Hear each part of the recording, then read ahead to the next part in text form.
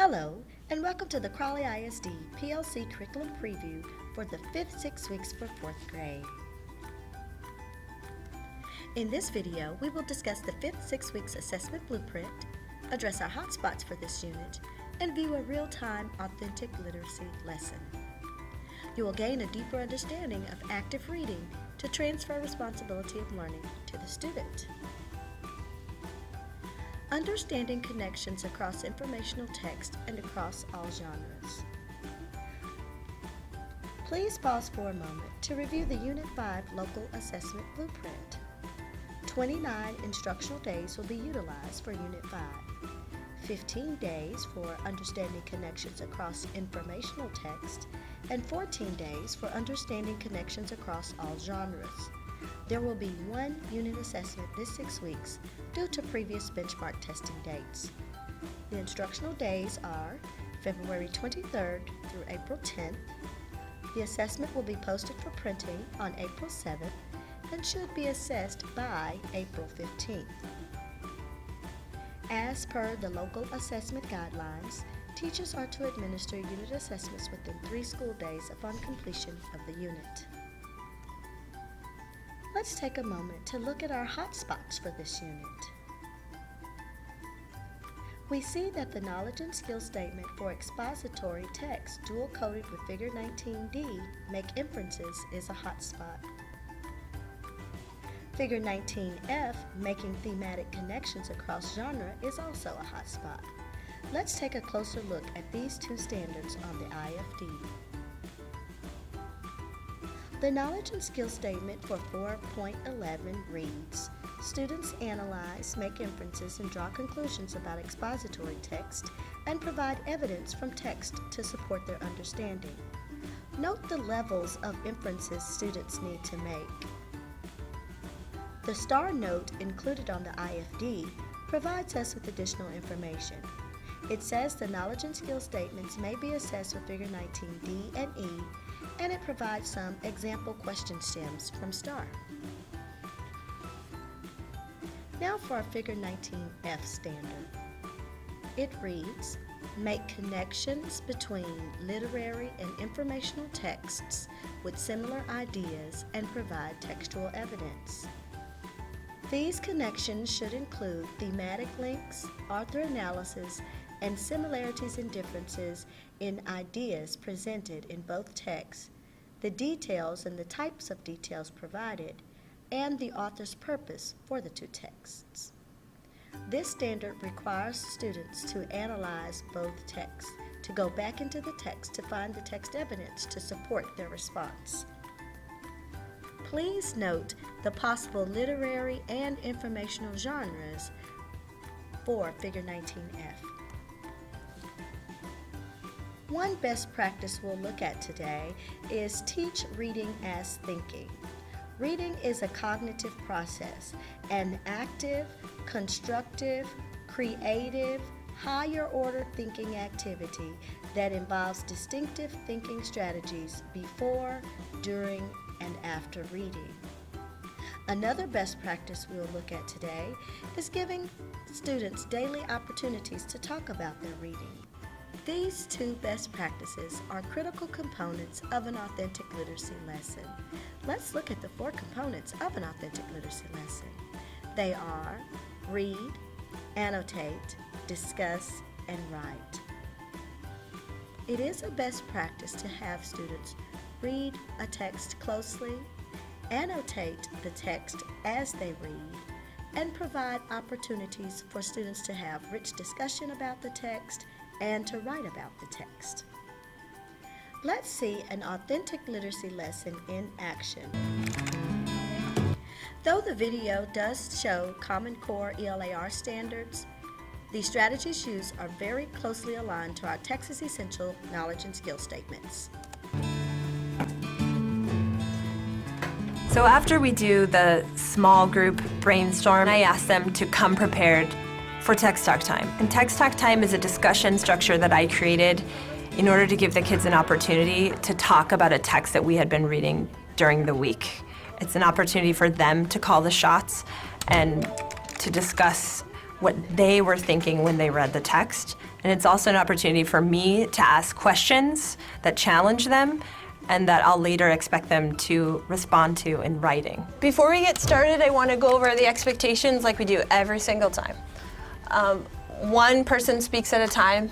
And lately, remember, we've been kind of talking about how sometimes we get excited and we all start joining in and blurting out, and that's okay every once in a while. That happens in normal conversation. But we just remember that if I call for the zero noise signal, that we're all gonna come back as a group and hear one person. Listen carefully to the speaker, right?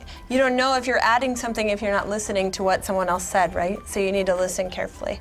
And use hand signals. So 2 fingers if you have something to add onto what somebody has already said, and thumbs up if you have something new to say. I use the strategy of hand signals in order to promote active listening. I also use hand signals to help me facilitate the conversation.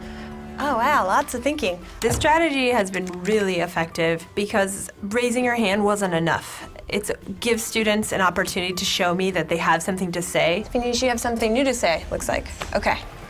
I have 2 questions. Pose them to the group. Okay, so the first one is, what happened to the ship after they left? The ship that was gonna come and they waited? Can we go to that part? Do you know what page it said that on so we can? I think, well, we heard that in the beginning that... For the first 20 minutes of the conversation, I'm just choosing students and trying to give turns to an equal number of students from different parts of the circle. I'm the facilitator in this discussion. Natalia, you have something to add? It's also on Sacagawea. It was hard probably for her because she had her baby with her. And to go around that river and stuff, like babies, like we were talking about in our group, babies need a lot of good care. And it would be hard to go through all that, especially with a baby. Do we have evidence that Sacagawea was with them when they crossed the falls? I know. Yes. I don't think she was with them the whole time. Devontae, do you see where there's evidence? In the picture, it shows Sacagawea. She's pointing at the falls, and Lewis and Clark and a slave, they're like, Sacagawea is like pointing that they might die in the falls, so they probably have to go around it. And since I know that this is a narrative nonfiction, and we've been learning about how in nonfiction, the pictures and the captions, that gives us lots of information, we could probably be pretty sure that Sacagawea was with them and that this picture is placed here to give us that information. Next, I give them questions that I expect them to write about once we're done with text talk time. Let me pose these questions to you so we can get a little bit of talking about this before I send you out to write. I'm gonna take us back to viewpoint. It's not why the author wrote, but how the author feels about something. How does the author feel about Lewis and Clark? So will you take a minute and turn and talk to the person sitting next to you about what you're thinking about this question? What do you think how do you think the author feels about Lewis and Clark? After I pose a question to the group, I give the students an opportunity to turn and talk as a way to give them a few minutes to talk and think about possible answers before they feel like they need to share that with the whole group. Who thinks they found some evidence to back up what they think about how the author feels about Lewis and Clark? Let's go to Alyssa. It says on page 644, from St. Louis, Lewis and Clark traveled to Washington, D.C., and almost every town they passed through, they brought bands to welcome them as heroes, which meant that, like, whenever they came in, everyone's, like, cheering and, like, congratulate them. And so, like, the author, like, put that in to make everyone feel that they're heroes. Yeah. Okay. So you would say that the author feels like Lewis and Clark were heroes? The next question was, what is the author's viewpoint about exploring? And I provided them with the sentence frame to start their answer. The author thinks exploring is... If you were gonna fill in this sentence, how would you fill it in? The author thinks exploring is... I think it's exciting because you could find out new stuff about different things you never knew about.